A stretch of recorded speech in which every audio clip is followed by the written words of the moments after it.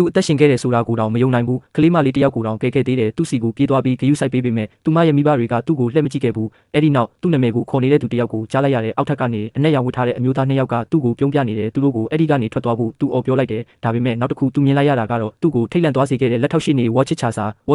ဖြစ်တဲ့ကျွန်တော်မျိုးမိတ်ဆက်အပ်ပါတယ်တွေ့ဆုံခွင့်ရလို့ဂုဏ်ယူပါတယ်ကင်ဂျောင်ဦးခင်ဂျန်ကိုကိုလည်းနှုတ်ခွန်းဆက်ပါတယ်မြင့်မြတ်တဲ့ဝိညာဉ်တူရာစုနှစ်ပေါင်းများစွာအတွင်းမှာမပေါ်လာခဲ့တာကြောင့်အမျိုးသမီးတမန်တော်ဟာအယံဝမ်းသာနေခဲ့တယ်အဲ့ဒီနောက်သူတို့ကသူ့ကိုငရဲပြည်ကိုတန်းခေါ်သွားတယ်အဲ့ဒီမှာရှိတဲ့လူတိုင်းဟာငရဲရဲ့စစ်ဆေးမှုခုနှစ်ခုကိုရင်ဆိုင်ရမှာဖြစ်တယ်အဲ့ဒီမှာမရှိဘူးလားအဲ့ဒီလူကမရှိဘူးလားဒဲဝါချောလျွန်းဒါဝချိုရင်ငရဲပြည်ရဲ့တရားသူကြီးကျုံနဲ့ဘရင်များရဲ့ဘရင်ဖြစ်တဲ့သူနဲ့နောက်ပြီးဟိုဘက်ကကျွန်တော်မိတ်ဆက်ပေးဖို့မိခဲ့တဲ့ကန်တင်ချာစာဂိမ်းကမ်ချာစာဟာကျွန်တော်တို့တမန်တော်3ဦးရဲ့ခေါင်းဆောင်နဲ့လမ်းညွှန်သူဖြစ်ပါတယ်သူကမြင့်မြတ်တဲ့ဝိညာဉ်ဖြစ်လို့သူတို့ကသူ့ကိုအရင်ဆုံးစစ်ဆေးမဲ့အခွင့်အရေးပေးခဲ့တယ်ဒါပေမဲ့ဒေချွန်တဲ့ action ကသူ့ရဲ့ tag ကိုဂိတ်ပေါက်မှာထားလိုက်တဲ့အခါသူ့ရုပ်တရက်ဝမ်းသာအားရအော်ဟစ်လိုက်တယ်သူ့ရဲ့ tag ကဖြောက်မှတ်တော့ဆိုတဲ့စကားလုံးနဲ့ဆက်ထားတယ်အဲ့ဒါဟာသူအသက်ရှင်စဉ်မှာကောင်းမှုများစွာလုပ်ခဲ့တယ်ဆိုတဲ့အဓိပ္ပာယ်ဖြစ်ပြီးပြန်လည်မွေးဖွားဖို့အခွင့်အရေးပိုများတယ်လို့ဆိုလိုတယ်ဒါပေမဲ့ငရဲမှာသူ့ရဲ့ပထမဆုံးစစ်ဆေးမှုကတမန်တော်3ဦးလုံးကိုအံ့အားသင့်စေခဲ့တယ်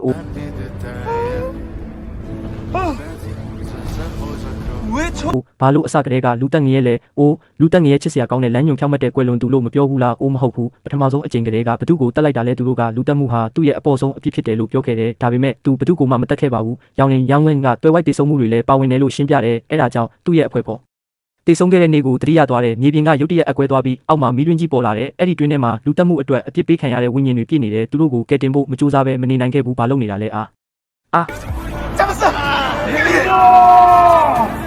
我还能继续讲。နောက်မှာလူတက်ငရဲရဲ့အုပ်စိုးရှင်ဖြစ်တဲ့ကင်ဂျင်ချ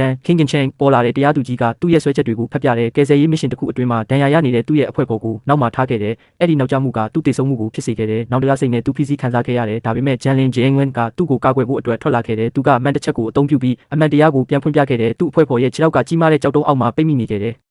သူကသူ့ကိုကြံတဲ့သူတွေကိုအရင်ကယ်ဖို့ပြောခဲ့တယ်။သူနောက်လဲကြည့်လိုက်တဲ့အချိန်မှာအဆောက်အုံကပြိုကျသွားခဲ့ပြီးတရက်ခန့်သည်သူနဲ့မရင်းနှီးသောလူရှိဦး၏အသက်ကိုကယ်တင်ရင်းသူနဲ့အနီးဆက်ဆုံးဖြစ်သူထိုးဖွဲ့ပေါ်တူဦးရဲ့အသက်ကိုမကယ်တင်နိုင်ခဲ့ပါ